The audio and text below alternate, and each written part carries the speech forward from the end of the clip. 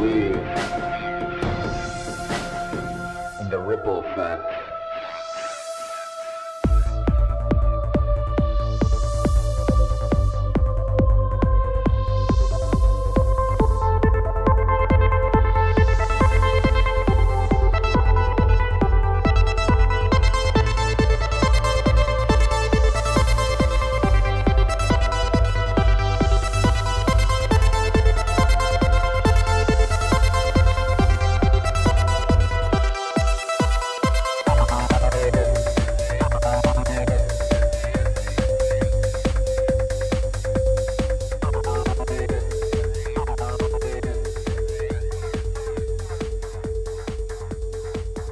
What's up? Another episode of Ripple Effect Podcast. Of course, I'm your host, Ricardo Rendes, also known as Ricky Franz, and a great episode for you today. Today, we have returning guest, Richard Gage. And if you guys aren't familiar with him, he was a part of founding, creating, starting, and promoting architects and engineers for 9/11 Truth. They recently had a fallout, and now he's doing his own thing. We talk about specifically what happened with him in the organization. And of course, we discussed 9/11 because that was a huge part of his life, and he's done so much research on the topic. But we also discussed the parallels between 9/11 and COVID. And since departing from Architects and Engineers for 9/11 Truth, he started a couple new projects, one being Richard Gage Unleashed, which is his new podcast. And you can find it just about anywhere you can find podcasts. And it's even available, I think, at least the majority of the episodes on YouTube, so please check it out. I'll put links in the show description. And to the business, this is a value for value show. If you guys get some value out of these conversations, please consider giving some value back. Of course, like I always remind you guys, if you can't financially support the show, and I know that the future is uncertain and we're in some crazy times, don't worry about it. Share the show, review the show, tell people about the show. But if you're in a good financial position and you're not a cheap ass, then consider supporting the show financially. There's plenty of ways to do it. We have a Patreon page. We have a PayPal account. If you want to donate, Patreon is for people who want to donate every month, and everybody who does, thank you so much from the bottom of my heart. That's probably one of the best ways of supporting the show because I can count on that money every month. And then we also have a crypto wallet if you want to send Bitcoin. We have a merch store, and we're working with a new merch company. It's a bigger company, so we're sending things out quicker. We're getting many more new products. So check out the Ripple Effect Podcast merch.com. That will bring you directly to the merch store. And I have some new designs that I just released and some more on their way. So please check out the Ripple Effect Podcast merch.com, or you can go to the Ripple Effect Podcast.com, click on support, and you'll find all the things I'm referring to. Other ways of supporting the show is listening or watching the Ripple Effect Podcast on Rockfin, which is a YouTube alternative or a video platform, a new video platform. And if you're looking for a alternative to YouTube where you can find alternative media, check out Rockfin. There's tons of free content. You can download the app, watch just about everything for free. And then most content creators have a little bit of premium content, which I also do. It's a show called Ricky Rants. You can check it out there. And you can also check out all the many content creators that are on there. Many of them that have been on this show or my other show, The Union of the Unwanted. Other ways of supporting the show is checking out my music, which you can find the links in the show description, or you can go to the rippleeffectpodcast.com and click support, like I mentioned. And last but not least, the University of Reason, which was created by my dear friend Richard Grove. If you haven't listened to him recently on the podcast, please do check him out. He goes much deeper into what the University of Reason can offer, what value you get out of it, and how they help you get the most value out of yourself and your life. So it's an awesome partnership. I've been a fan of Richard's for a long time. He's helping people help themselves and maybe find the motivation or community that can help them take the next step in their lives and do something more fulfilling. And of course, as you guys know, I'm a big fan of that. So check out the links in the show description. And just by clicking and signing up or clicking and checking out his class, his website, you can help the Ripple Effect Podcast. So another great way of supporting the show. That's it, guys. Enjoy this conversation. Many more to come. I have tons of great interviews that I can't wait to release. So keep a close eye on the Ripple Effect Podcast RSS feed, and I'll talk to you guys in the next one. Peace. I believe in the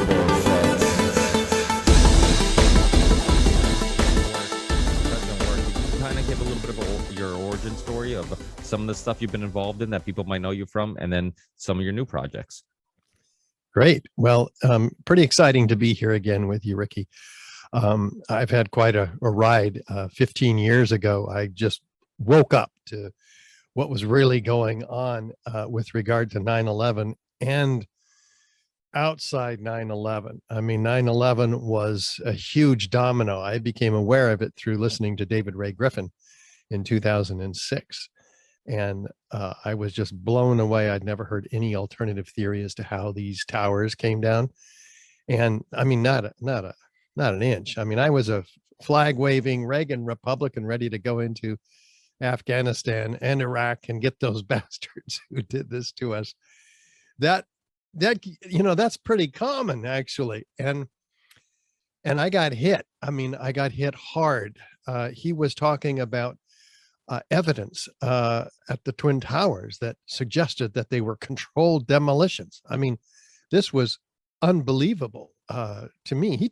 He tried to convince me that there was a third tower that came down that day. I'm going, what? I'm an architect. I'd know if there was a third tower that came down on 9/11. Well, it turns out I'm one of 90,000 members of the American Institute of Architects.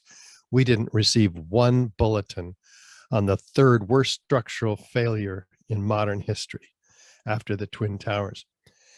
So not one. I mean, it's just been swept under the rug. Building 7.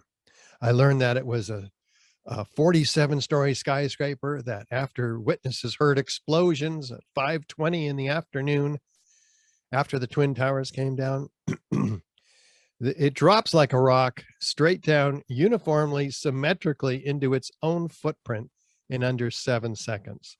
Free fall acceleration, which means as fast as a bowling ball falling out of the sky, which means that not one of the 80 columns in this building gave any resistance to the collapse of this building. Well, where did they go? Maybe it had something to do with those explosions that witnesses heard before the building went down. Well, it looks exactly like a controlled demolition. So that just launched me. I started doing massive research in 2006. I found out that there's 9/11 truth groups all over the country trying to raise awareness and wake people like me up. And I said, well, gosh, there's lawyers for 9/11 truth. There's firefighters for 9/11. Well, there wasn't firefighters yet, but there was scientists for 9/11 truth, pilots for 9/11 truth. So where are the architects and engineers, for Christ's sake? These are buildings. Where are the architects and engineers for 9/11 truth? And I go, oh dear, this baby's falling on my shoulders. So, well, it was amazing because I'm actually in the construction industry too. We have a little family construction company. We went in business in 2003. We do road construction mostly. So we're typically doing, curb and concrete. I'm Portuguese, so it's like Italians and Portuguese. We're always doing concrete work. That's kind of our specialty. So that's type of work we do. But being on site with engineers and architects, I can vouch. You were right. I mean, there's so many architects and engineers that I would talk to that I was curious on like their take on the building. And I would bring it up to them, after a meeting, or if they're coming just to see how the job's coming along, it would come up in conversation. I'm like, what's your take? I'm like, you're an engineer, I'm like, what's your take on Building 7? And the majority of people did not even know anything about Building 7. Mm-hmm. And, it was like you said, it was kind of surprising because I would assume because of your knowledge of like buildings and much your knowledge of how a structural building works or would collapse is much higher than the average person, that maybe people in that type of industry would be fascinated, and maybe it would be a good just conversation that be sparked at the job site, or people would talk about, but nobody talked about it. It was like nobody brought it up, nobody talked about it. Most people didn't know anything about it. But when you brought it up to them and you did look at it logically and you just said, hey, what do you think? Like, doesn't this seem weird? They would do what like many of you guys did. And that's not jump to any conclusions, but at least take the first step of saying something about this doesn't look right and it doesn't seem right. And I know when you were on the conspiracy or this conspiracy social club with my dear friend Sam Tripoli, who hosts the Union Unwanted with me, That was fun with Brian. yeah, Brian's awesome. I love Brian because you can push back and it's funny to watch the odd couple of him and Sam go at it. It is the odd couple. It is the odd couple. But you know, I think one thing that kind of I noticed with Brian, he did the same thing that a lot of people do, and that's immediately they want you to say, well, how did the explosions get there? It's like, well, let's take baby steps. Like, does this look normal? Does this look like you said, resistance? Like, we understand resistance. If there's something burning at, you know, this floor, this top floor, then the steel that's at the bottom floors don't melt because they're not burning at that heat. So even if you make the argument that the heat at this area of the building is hot enough to melt steel, as the building falls or collapses, once it reaches to the metal that hasn't been burning at that heat, there should be some resistance. It should slow. So like all these logical things that people kind of dismiss, because I think it's kind of hard for people to get to the conclusion that maybe it could have been prevented, or maybe it was intentional. So because of that very hard to believe possibility, I think your first reaction is to dismiss it. But what Brian doesn't understand is that we all kind of went through that, right? You probably went through that yourself. Well, yeah. And the 14 other architects at the firm I worked for in 2006 went through that. They thought I was nuts just talking about it. But then I put together a PowerPoint presentation, which I borrowed from Stephen Jones, and bought them pizza. So they had to come, right? A free pizza. 14 of them. Most of all of them skeptical. All of them, after the 45-minute presentation, agreed with me. Yeah, oh my God, these are controlled demolitions. They all raised their hands, agreeing that, and they all signed the petition that I started, demanding a new investigation, and that you had to be an architect or an engineer to be on this petition. So that was the first 14 plus myself, 15 architects and engineers demanding a new investigation, signed on to the petition at the organization that I founded 15 years ago now, which still is Architects and Engineers for 9/11 Truth. So over 15 years, we've now assembled 3,500 architects and engineers. But in September, I outgrew AE 9/11 Truth, because I needed to be talking about things that were beyond the narrow scope of the World Trade Center destruction, which we had confined ourselves to. So I'm out on my own now. After 15 years, we launched richardgage911.org. That's our new website, richardgage911.org. And we've got all kinds of new things. So I'm bringing all the old with me. We've got the presentations that I've done over 15 years, 700 of them almost in 24 countries and 100 American cities. The radio interviews, over 600 of them. The webinars that we've been giving weekly now for 5 years. And all of it is over here now at Richard Gage 911. And on top of that, we've got a video podcast that my wife and assistant, Gail Gage, is helping me with. We team up and bring experts and advocates in the 9/11 Truth movement and beyond. We have got Joe Perkins coming up in next week or a couple of weeks. We've got he's the Confessions of a Hitman guy. And then we've got Foster Gamble coming up like Thursday here at Richard Gage 911. Go ahead. I was just gonna say, I think it's John Perkins. Your friend John Perkins. What did I say, Joe? Maybe. John Perkins. Thank you very much. Sorry, John. Yeah, he's a good man. Very aware of 9/11 Truth too, by the way. Oh yeah, we've had some incredible guests. His book was very influential to a lot of people, just understanding all the strings and all the. So do you feel like maybe being a part of that organization, even though you guys did amazing work and you were kind of the face of it for so long, that maybe it did restrict you a little bit from diving deeper into these other topics you might be curious with? Well, yeah, it did, because we represented 3,500 architects and engineers who signed a petition not to uh, analyze, investigate, or even talk about the disease that's going around, which is what I was wanting to do. But the World Trade Center. So I had to be very careful on and off stage in speaking, because when I speak, I kind of represent AE 9/11 Truth. At least I did until September, and and so that cost us in the 9/11 Truth movement, actually, because Spike Lee had interviewed me for 2 hours last year, and he was going to put a half hour of that up on HBO, and he got incredible resistance. And Slate Magazine put my comments about COVID in his face, and he it's a toss up whether that was highly influential in his decision to pull that half hour segment, but pull it he did. And we lost the opportunity to reach millions of people on mainstream television, and that was real sad for all of us. And I take some responsibility for that. But he did come out and clarify that he said he had no choice, and that was just a couple of weeks ago. So, Do you feel like, do you think HBO would have went ahead with it?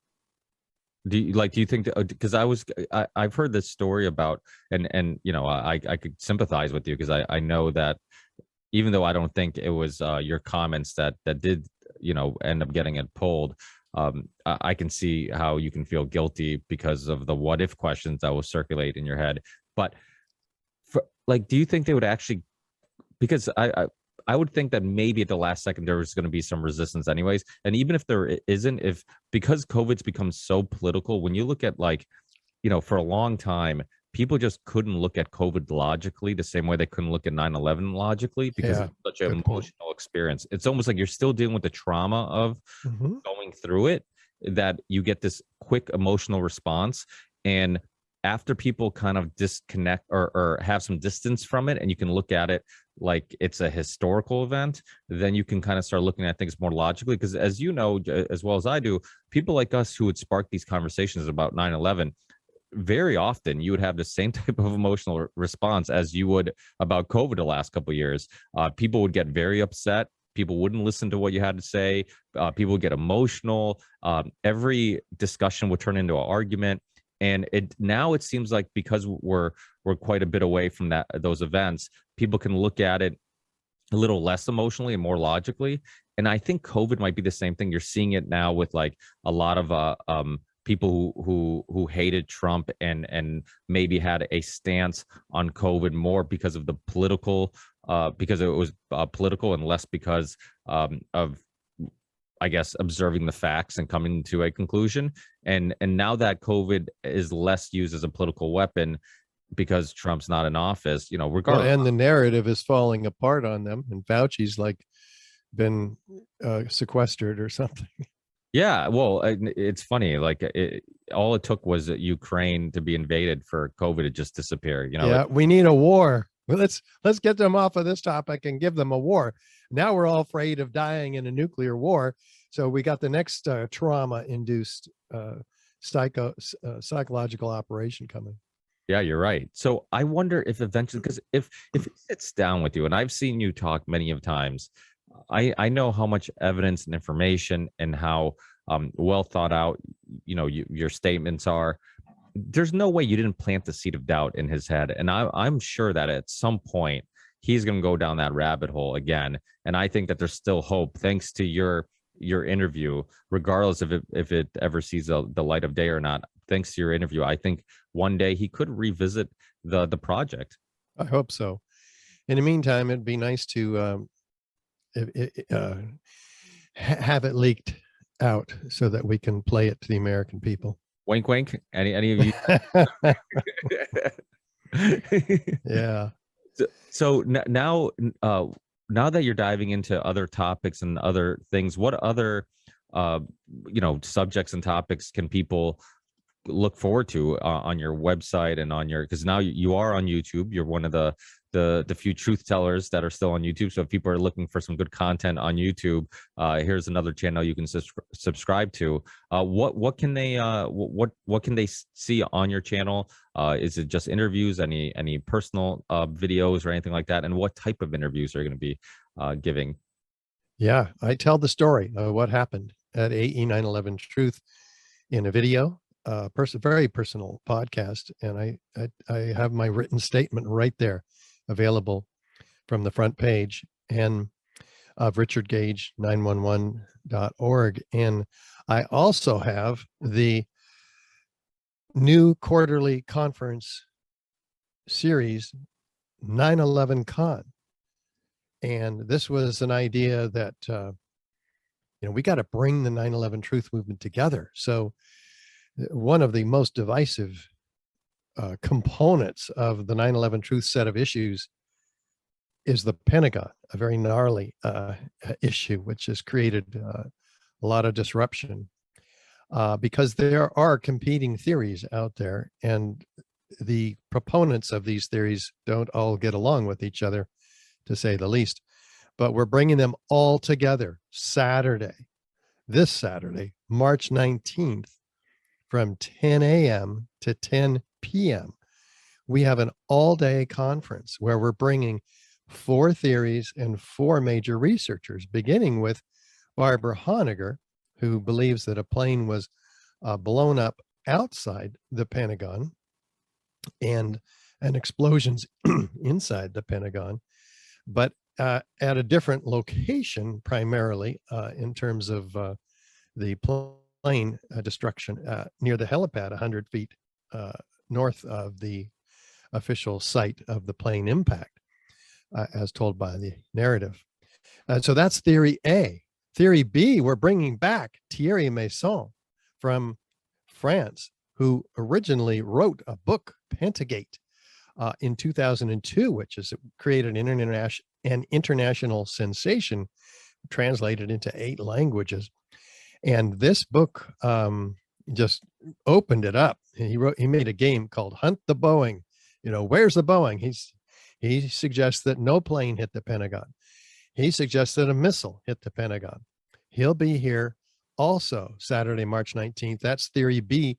Theory C brings the citizens investigation team theory that a plane did approach the Pentagon, but then flew over the Pentagon. This will be represented by Craig McKee and Adam Ruff. And so each of these have an hour and a half to present with slides and then answer questions from the other presenters submitted in writing. Then we go to theory D, which is the team of David Chandler and Wayne Costa, who suggest and show evidence that a plane did hit the Pentagon. And so that's been quite controversial, because I think most in the 9/11 Truth movement don't hold that view. So we're going to be able to evaluate these different theories critically over the span of 12 hours. And then everybody will have an opportunity to ask any of the speakers questions at in the final 2 hours. So this is really quite a day, quite an event for the 9/11 Truth movement. And we're all very excited to be hosting it, Gail and I. And this is all available on our website, very readily apparent at richardgage911.org. When the COVID thing was happening, did all your research in 9/11 kind of help you see the parallels in regards to censorship and the media lying and manipulating the facts?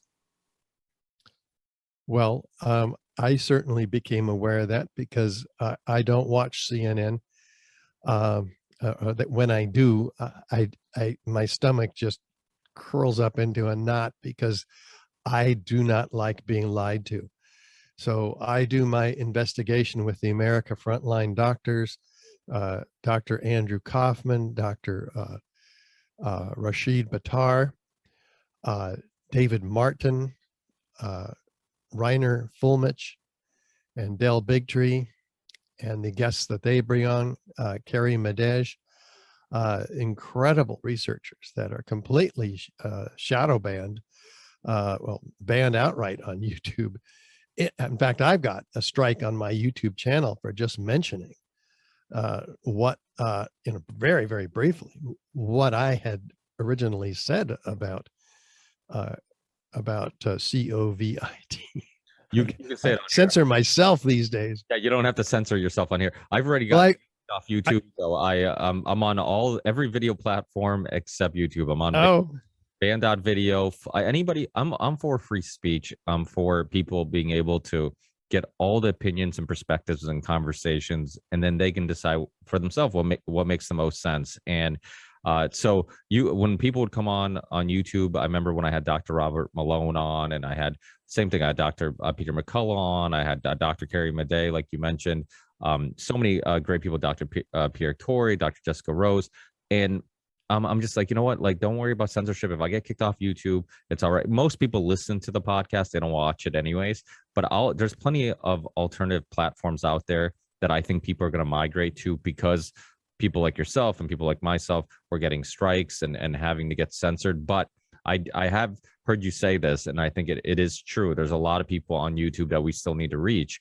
And that's why if there is shows like yours that can, tiptoe that line and get people exposed to this information, it is important. Because I know some people just completely abandon it. They're like, screw YouTube. But I'm like, yeah, but some of the platforms that we're on, like Rockfin and BitChute and Odyssey, they're great platforms, but a lot of people that are on there already agree with us or know some of the information. And that's why it's important for people to if you can, still try to get some content on YouTube, and hopefully that becomes a red pill that gets them down those rabbit holes and eventually leads them to these other platforms.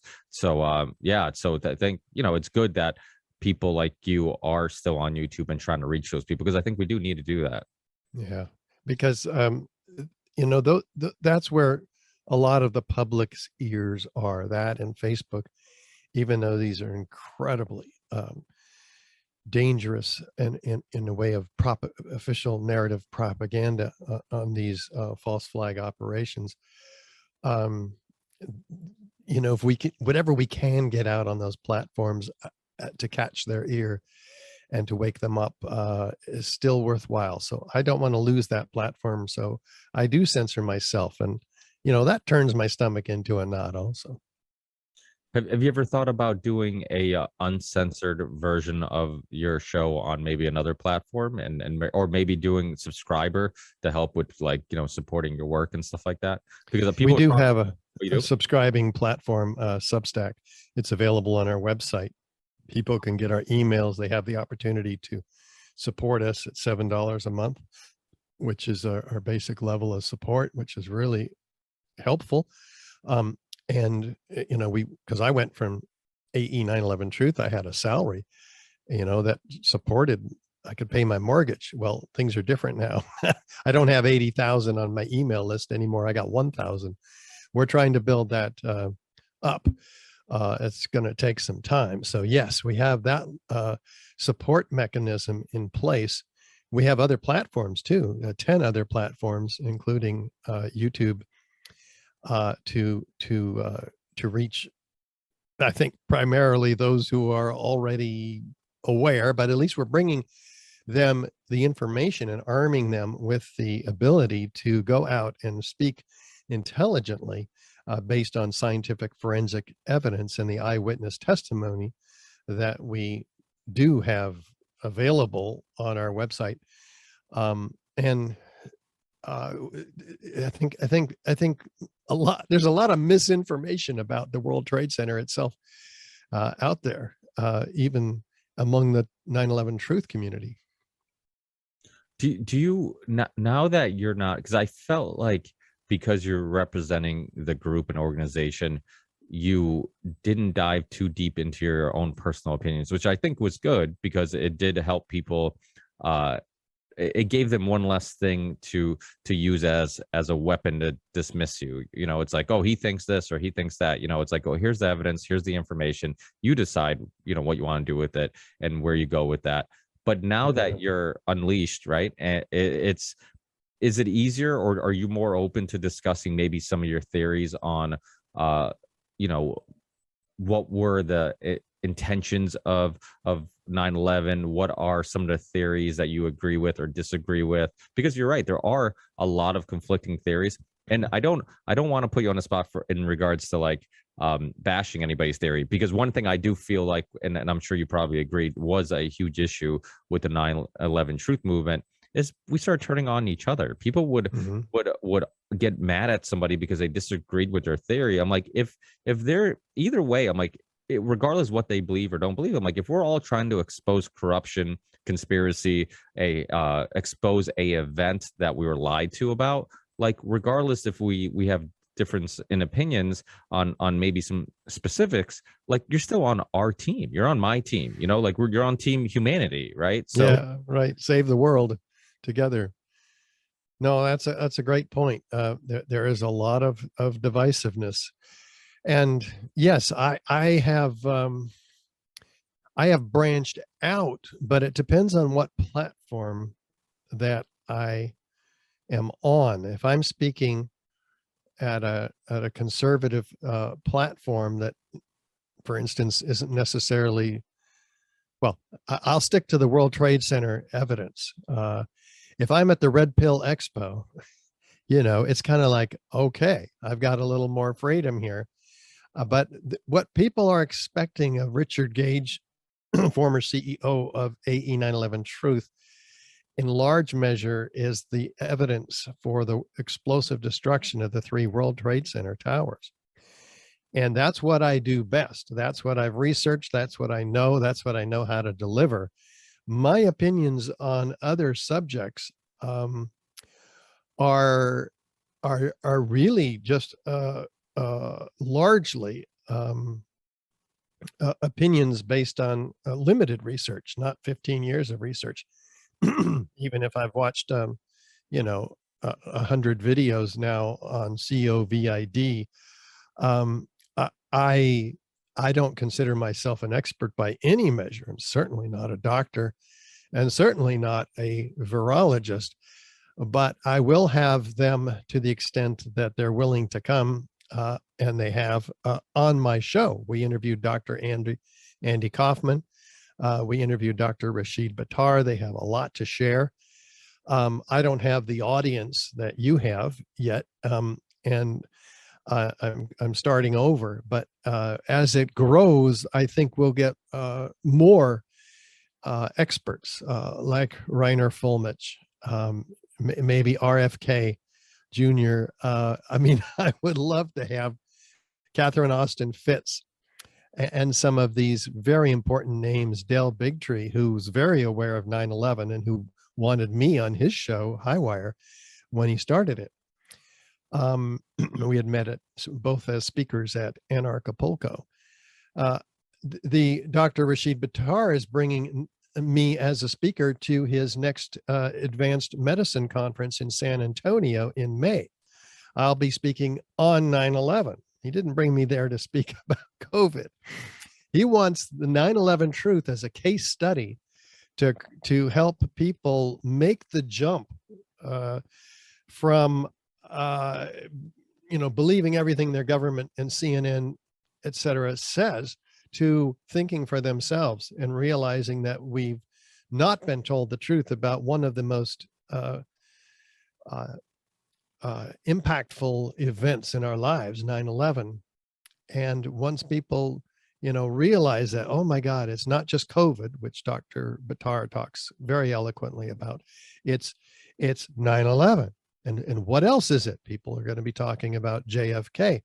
So they see these string of false flag operations, which our own government is using against us in a psychological set of operations to manipulate us to go to war. Well, what are those wars? JFK was taken out, and we got into the Vietnam War through the false flag operation of the attack on the Pueblo, USS Pueblo, was it? And Gulf of Tonkin incident, and then the 9/11 got us into our 9/11 wars, a $6.5 trillion global war on terror, with the expansion of the Pentagon budget by $48 billion, which was the goal of the Project for a New American Century, which established on their website that absent a catalyzing and catastrophic event like a new Pearl Harbor, this goal and other goals they had, such as regional hegemony in the Middle East, would take a long time if they could ever be achieved. So we know, and from their own words, what they're doing there. It's just that we have to put it all together. And yes, I can step out of the World Trade Center now, in the narrow confines of that, because I'm not specifically representing 3,500 architects and engineers anymore. I'm representing myself, and I'll reference AE 9/11 Truth and their petition, which is very powerful, because they're still very relevant. But now what I can do is something that they cannot do. I can go out there and connect all these dots in a more comprehensive way, to the extent that I'm capable. And I only have so much time, so I can't research everything, but I can refer people to other experts, and I can have those experts on my new podcast.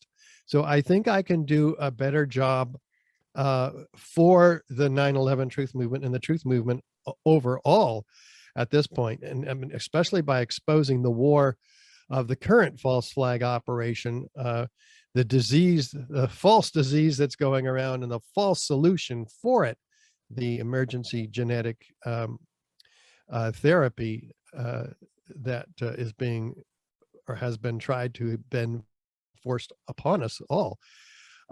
So, and how dangerous it really is. That is a war not against a foreign body like 9/11 and JFK operations were designed to promote, but this is a war against the American people, in fact, the people all around the globe, because the cure, as usual with the deep state, is much more dangerous than the original problem that they created. So I think this is what needs to be exposed to the American people, and I'm glad that I have the opportunity to do that now on my new platform. Well, if I can help with, if you're ever looking for contact information, any of the doctors that have been on my show, or if you want to connect with anybody, let me know. I'm more than happy to help you get everything launched. Oh, I, man.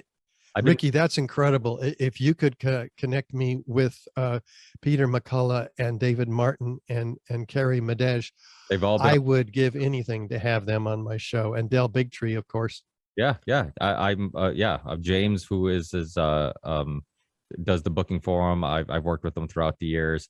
I've always been very similar to yourself. Like, you have that one event that really like red pilled you and kind of opened your mind, and you were really passionate about. I've always really been into medical freedom, and since the beginning of this podcast in 2013, I've always had doctors on. I've always been really into health and nutrition, and I could kind of foresee the lies and how big the influence of big pharma.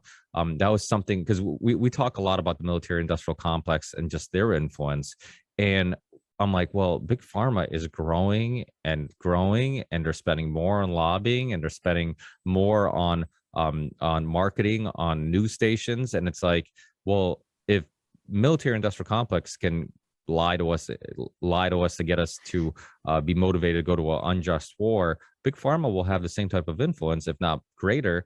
And what can they do? What can they pull off? And you've kind of saw what happened, during 2020, just the censorship, all the character assassination. If you just mentioned, I mean, Dr. Robert Malone, when he was on my show, I mean, we were talking about it. Like, it's hilarious that he gets called an anti-vaxxer, even though he actually got the COVID vaccine. And same thing with Dr. Peter McCullough. He's in tons of debt with lawsuits and all this stuff. I mean, the guy there's very little to gain in regards to doing what they're doing. And Dr. Peter McCullough is one of the most he has some of the most peer-reviewed studies and been published so many times. I mean, this guy's a very respected guy in not just his field, in the whole field of medicine. And really, he had very little to gain to be outspoken like this, but it was really just a desire to want to do something because they knew something wasn't right. And my hat goes off to all, and the same thing with you, because before COVID, 9/11 was, like I said, they're very similar, where a lot of people, even if they were skeptical of what they saw or what they heard, and the mainstream media's, I guess, interpretation of what happened, a lot of people didn't speak out because of the fear of being called a conspiracy theorist. Because I mean, it's literally the same playbook. Like you get people who even have like a little bit of doubt about the official story. You get them so afraid to even say it publicly, because anybody who does say it publicly gets immediately called a conspiracy theorist, and you're worried about losing respect or causing rifts between you and friends and family. And it was that topic that did the very similar thing as COVID. So I'm very excited that if I can do anything to help you out, I'd love to, because to me, I'm like, who am I? I'm a podcaster. I'm a curious person who has people on, and I like to pick at their brain and share with the listeners a interesting, hopefully thought-provoking conversation. But people like you who are in the field and still were willing to publicly question things, like, my hat goes off to that. I mean, that takes real courage. Thank you so much. Yeah, that makes all kinds of sense. So reaching out beyond the World Trade Center has grown me immeasurably, and I'm gaining courage week by week, month by month here, to speak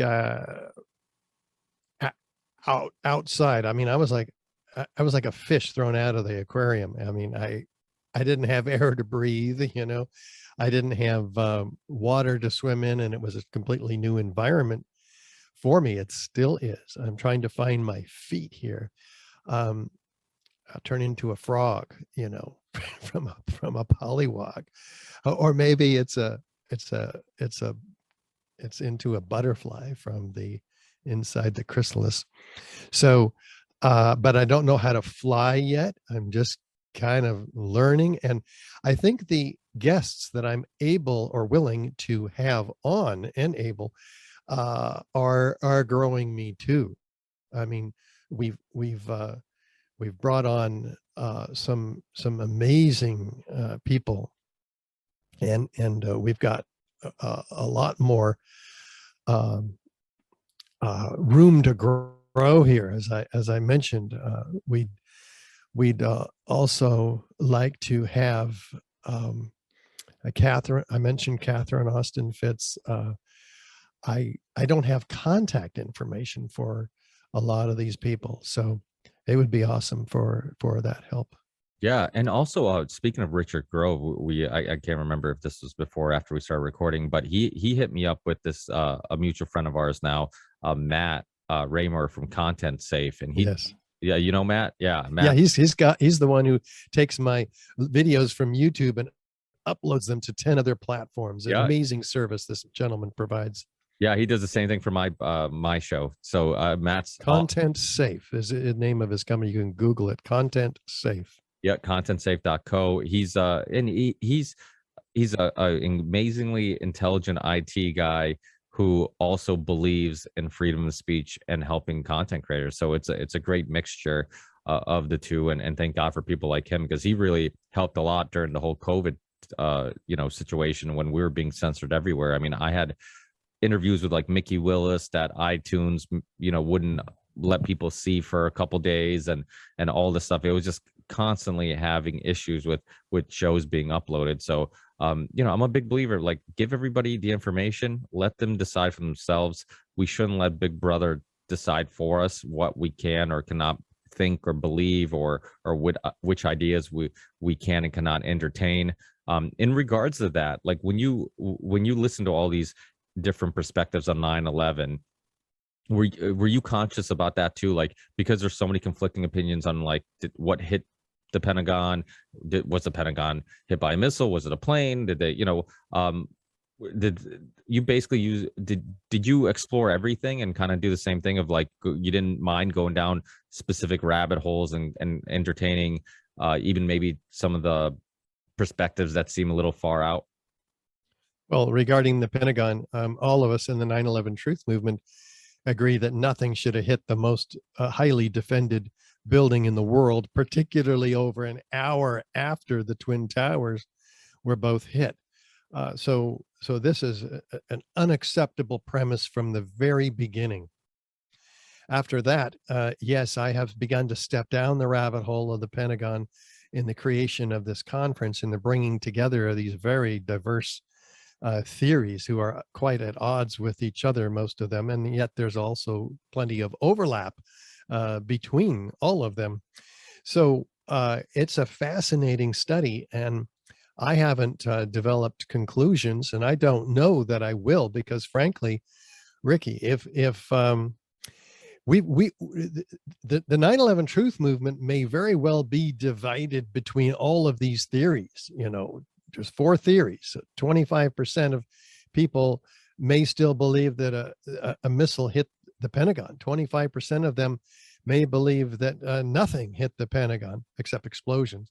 Uh, and 25% of them may agree that a plane blew up outside the Pentagon. 25% of them may agree that a plane 757 did hit the Pentagon. So they're going to have the opportunity at this first event of its kind on Saturday, March 19th, to evaluate these theories and come to their own informed conclusions. Because a lot of us, just we're shown various pictures, the exit hole, the facade of the plane, whatever, the flight data recording, and just come to conclusions instantly, and hold those conclusions for 5, 10, 15 years, 20 years. And so this, seeing all of them back to back, and that are being challenged, each one being challenged by the other presenters in a Q&A for half an hour. This is a first in the history of the 9/11 Truth Movement. So we're very, very excited for the 9/11 Truth Movement to be able to provide this venue, which accomplishes, yes, it takes 12 hours, but it's all in one day. There's the good news. And people are going to have to digest this information and see what happens, including myself, afterward, because I haven't made up my mind. And I think if I do make up my mind, I will lose more than half of my viewers. I mean, think about that. Think so? Now, even your new viewers, I feel like your new audience is going to be much more open-minded to different perspectives, because you're not you're not just stuck in talking about the one specific topic and whatnot. So I think you're going to probably gather people from all different types of perspectives. Do you is your mind not made up because you are concerned about, maybe you don't want anybody to be I guess pushed away by your personal opinion, or is your mind not made up because there's so much good evidence and arguments to be made on so many of these perspectives that you just haven't decided yet which one makes the most sense? Well, every time I have looked at the different theories, I'm very impressed by them. So I can tell you this: each of the reason each of these theories have staunch followers is because they're very convincing, and they can't all be right. So I am looking forward to listening. I'll be hosting the thing. I will be there. I will be listening just like everybody else. I'll be asking some questions during the presentation. I'll be clarifying things. I'll be in the position, not of judge, more of a referee in this case. And then in the end, we'll see what happens. It may become clear. And if so, I have to make that decision. Am I going to express an opinion that I held because I might narrow my audience.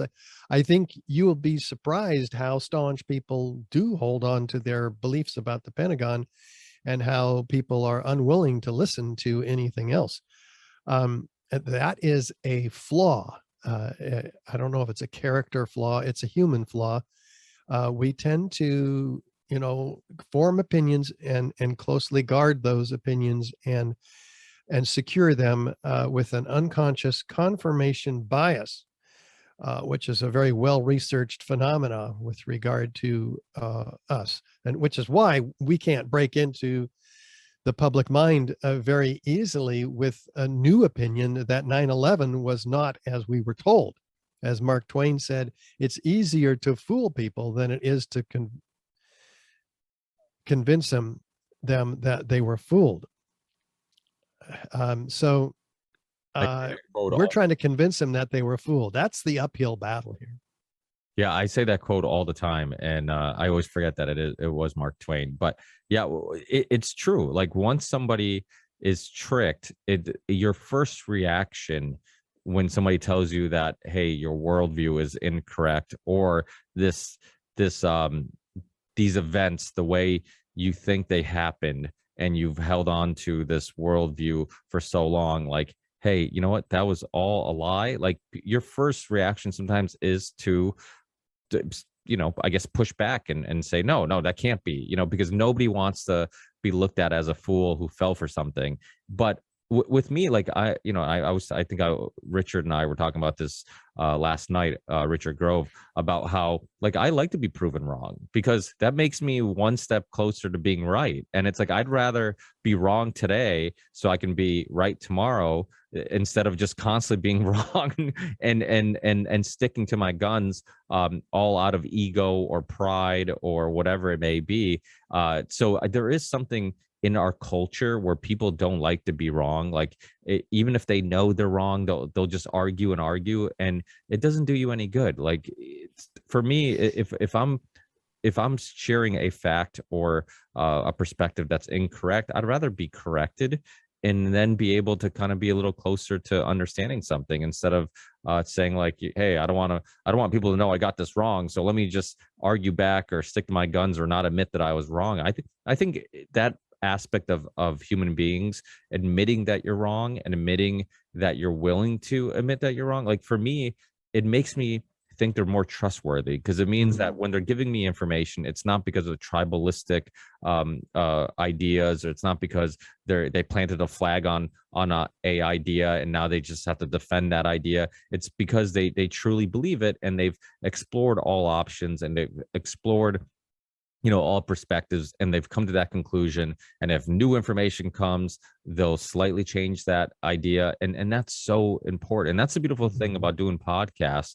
Like you were saying, like we grow from these conversations, and the whole podcast thing is a journey, not just for the listener but the participants. And it really just shows you the power of conversation, because all a podcast is a conversation. And when you're having open discussions and you're sharing ideas and you're challenging ideas, we all grow from it. And sometimes just being asked a question and trying to explain it, sometimes you resolve that answer or those ideas while explaining it, so you get benefit from just discussing them. So without a doubt, it's going to be a fun process for yourself. Have you initially found it hard to do the being in opposite roles, where you used to be the one answering all the questions, now you're the one asking all the questions? Yeah, it has been a very difficult transition. Ricky, there's a skill to interviewing, and I never developed that skill during the 15 years because I was the one being interviewed. I still have lots of interviews like this one, for instance, but this I'm more naturally capable of after 15 years and 600 interviews. But it took me 5 years to be comfortable with that, especially with hostile radio shows.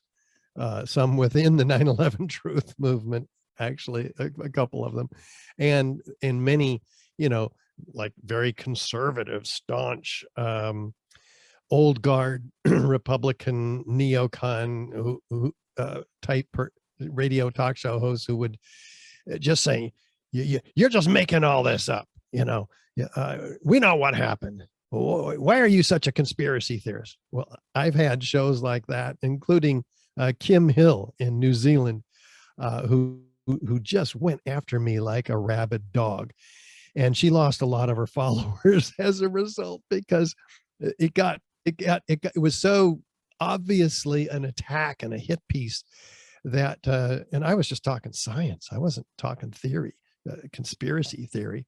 I was just trying to tell how these towers came down, specifically with eyewitness testimony and forensic evidence. And she's just coming back at me, not listening to anything I was saying, not being willing at all to entertain the facts that are irrefutable, overwhelming evidence, and she took quite a beating from her own followers, which was really great to see. But yeah, now with me as the interviewer, I'm not like that.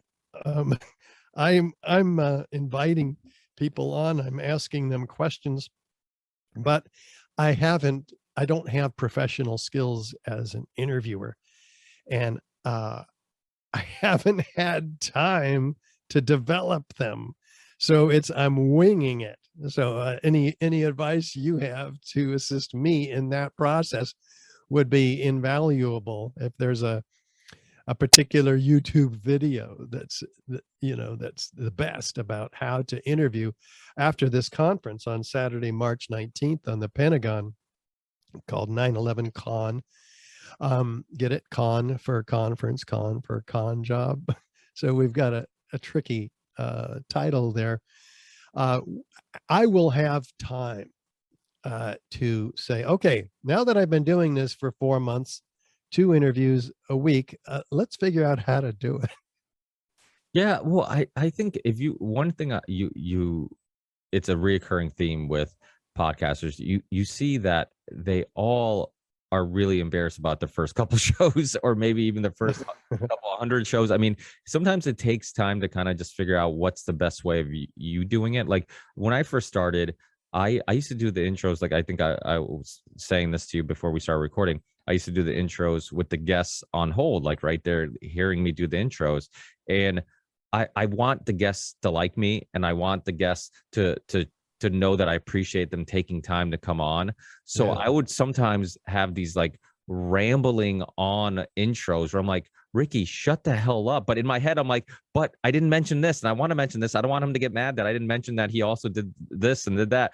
So it's like I couldn't find that balance. I'm like, you know what? I'm doing these intros afterwards. I'm just gonna hit record. I'm gonna keep it casual, because one thing, one of the few talents I have is I'm pretty good at holding a conversation, and a lot of it is because I'm a very curious person. I'm intrigued with people's life. I'm intrigued with people's origin story. I'm intrigued with like what their upbringing was, what maybe red pilled them, what influences did they have in literature or art or music or whatever. And that's why I have so many different people on. I've had Roger Stone on a few times. I've had Professor Richard Wolff, who's one of the leading scholars in Marxism. I'll have all types of people, musicians on, comedians on, and not always people I agree with, but people that I think will spark an interesting conversation and might maybe challenge what I believe. And so to me, like once it gets flowing, and it is harder to do, I'm sure you find this, like if you're being interviewed in person, it's much easier to get comfortable in that comfort zone, where when it's through Zoom, sometimes it takes a little longer.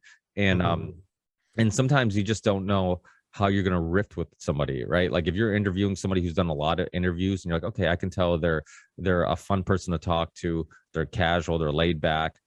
They're not arrogant or anything like that. I'm going to have a fun conversation. But then, that makes you more comfortable. But sometimes there's somebody you like as in regards to like their work and their information, but you struggle to hold a conversation with them. You have them on, you're like, it's like, I'm trying to get you to talk. I want you to talk, but Yeah. so it does, sometimes that happens too, but this is like 390 something episode. Oh, I've I could count on one hand the amount of guests that I probably wouldn't invite back on, but most of them yeah. most of them are very delightful people, and they're fun, and I think we're very similar in regards to, we're not tribalistic, we're open-minded, so Yeah. we're not the type of people who are going to have somebody on just to criticize their views or to make them look bad. It's like we're honestly just curious and just intrigued with what you think, and then why you think that, which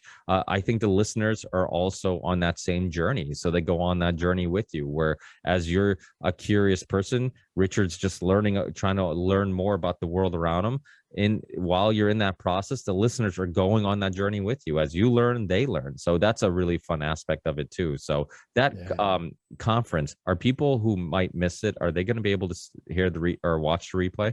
Oh yeah, we're going to be able to have that opportunity for the indefinite future. So it's incredible. I know. Ricky, I'll be right back. I got an emergency. Oh,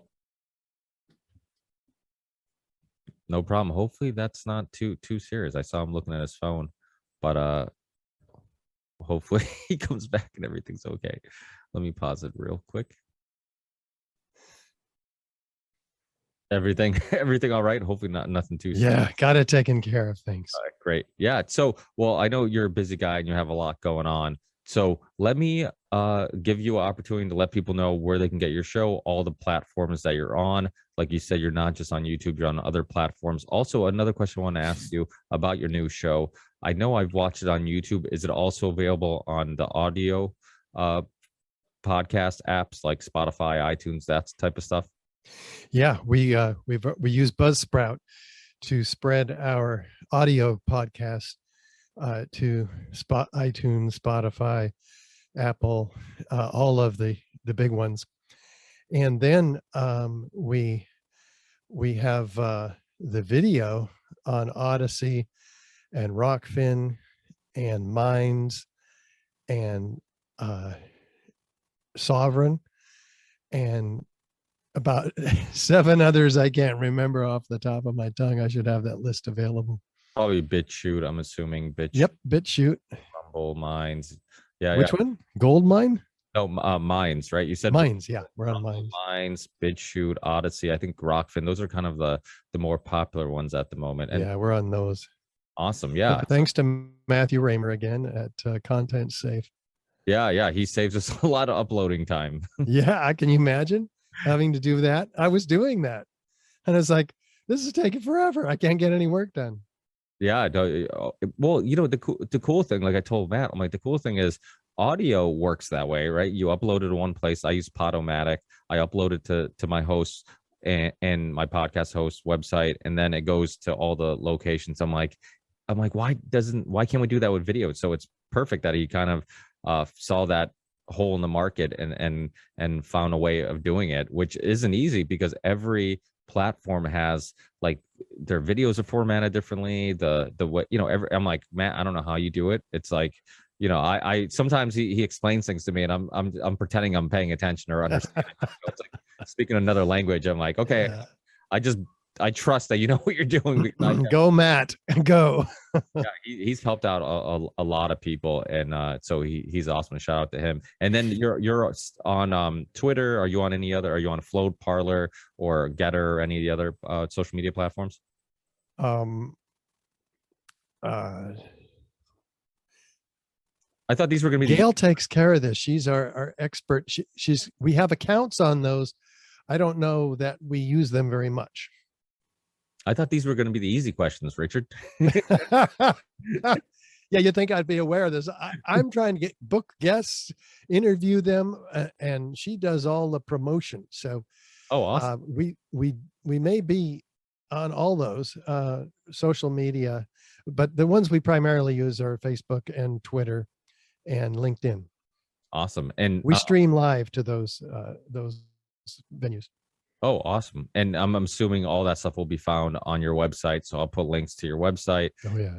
Any other links that you want in the show description, please send them to me. And what I'll do is once I have time, I'll send you a huge list of possible future guests on your show, specifically doctors. It sounds like that's a rabbit hole you want to go down a little more. So, and I have a lot of friends in that community. So I'll be more than happy to hook you up and hopefully in the near future, see them on your show.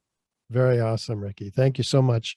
And yeah, I forgot to mention finally our website, which pulls all this together, is richardgage911.org. Awesome. Thanks, Richard, for all the years of amazing work you've done and for helping, red pill many people, I'm sure. And hopefully we talk again in the near future. Definitely. Thank you so much, Ricky. You take care. And best of luck with all your new projects. Thanks. Take care.